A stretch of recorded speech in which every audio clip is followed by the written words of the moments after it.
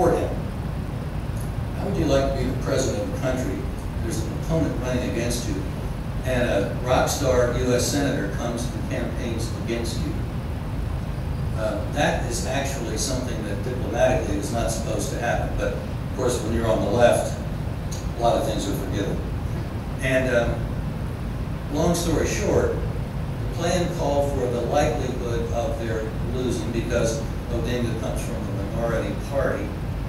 He did lose, and so the plan was to stir things up to the point that violence would break out, and finally the system would break down, and that's what happened. And almost 1,000 Christians were killed, many of them burned alive, and churches they fled to by Muslims because the minority tribe is Islamic.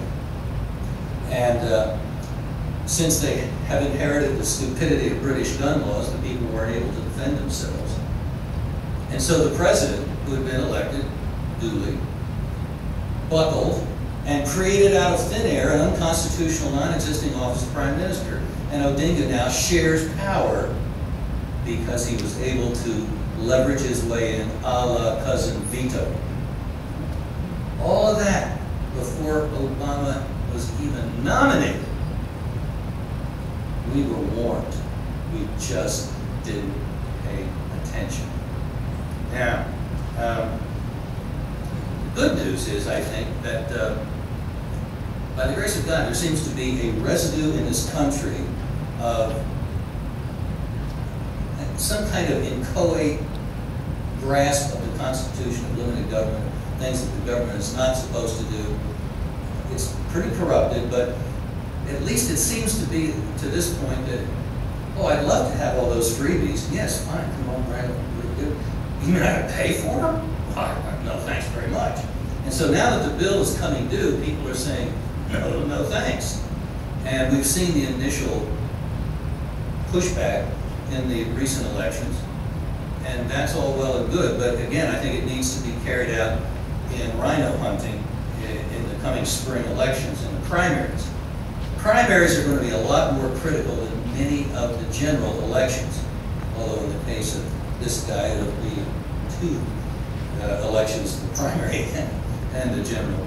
But I think the mood of the country is shifting enough that we can do this. This is really worth the investment. I'm getting calls from people that I just never would have thought would have troubled themselves to run for office.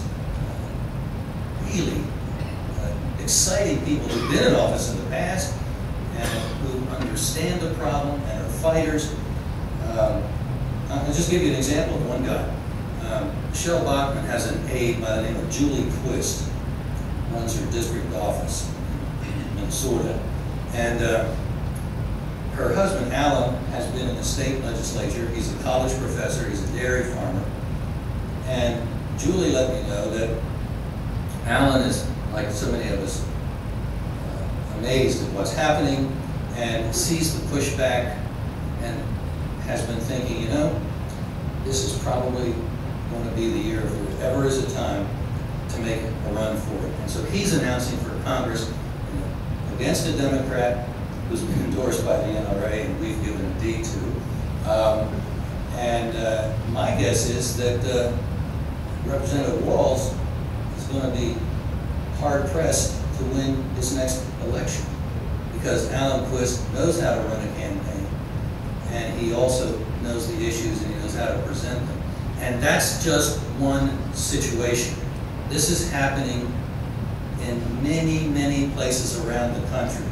So it's really going to be up to us to get the shoulder behind the wheel and see if we can't move things along.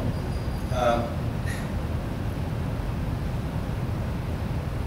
don't have to really, it's not a newsflash for this group. I've seen your reactions and I've heard what you respond to, but just to lay it out, because there are tools available to explain it to others. What I was talking about earlier, that politics is inherently confrontational, and especially when you're dealing with socialists who think they were born to rule. They want it all.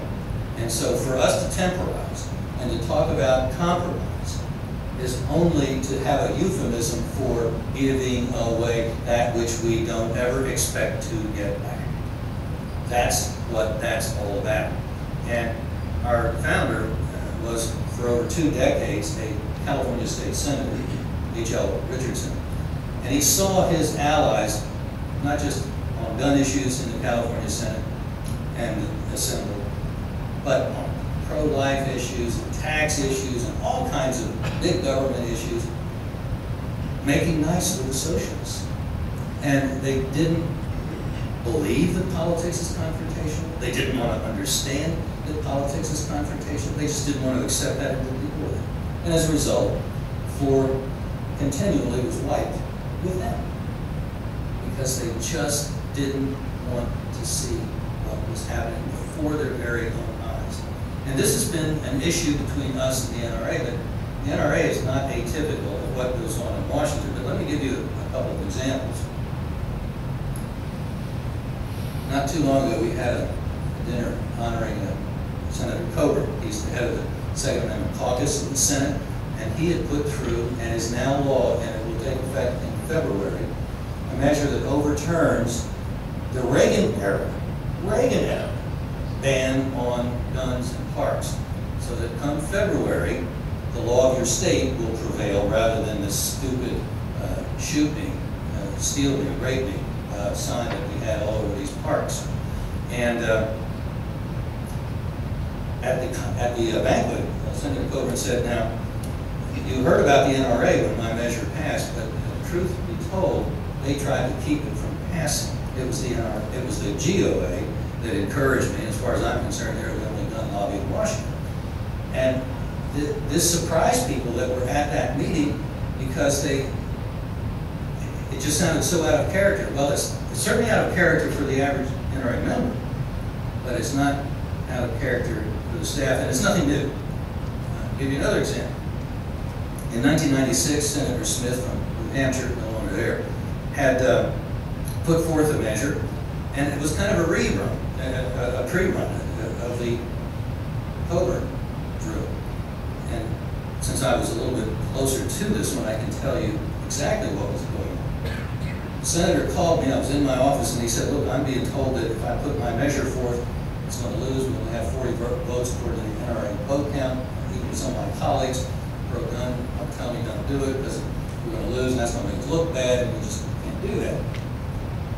And I said, "Well, Senator, I don't have a vote count, and frankly, I don't put much stock in them, because I know this is a newsflash, sir, but a lot of your colleagues are liars. And what they're doing is trying to head fake you to make you not put the measure out because they don't want it to pass, but they know that if you put them on record with a recorded vote, they're going to have to vote for your measure." And I said, "Win, lose, I think you'll win, but win, lose, or draw, we're going to tell the world you're our hero."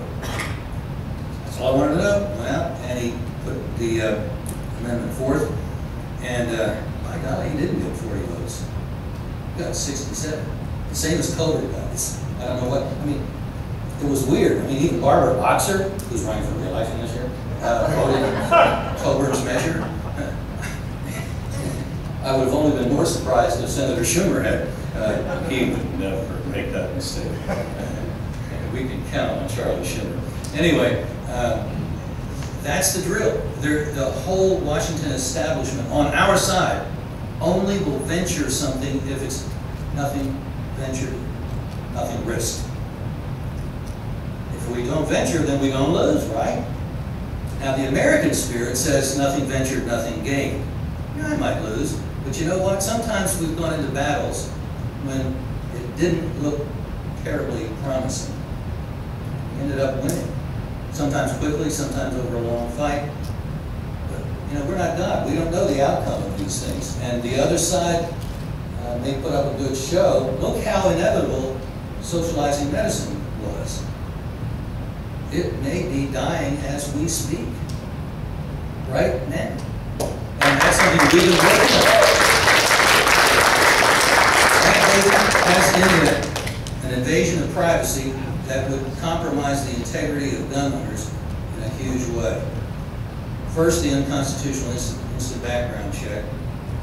which requires us to prove our innocence.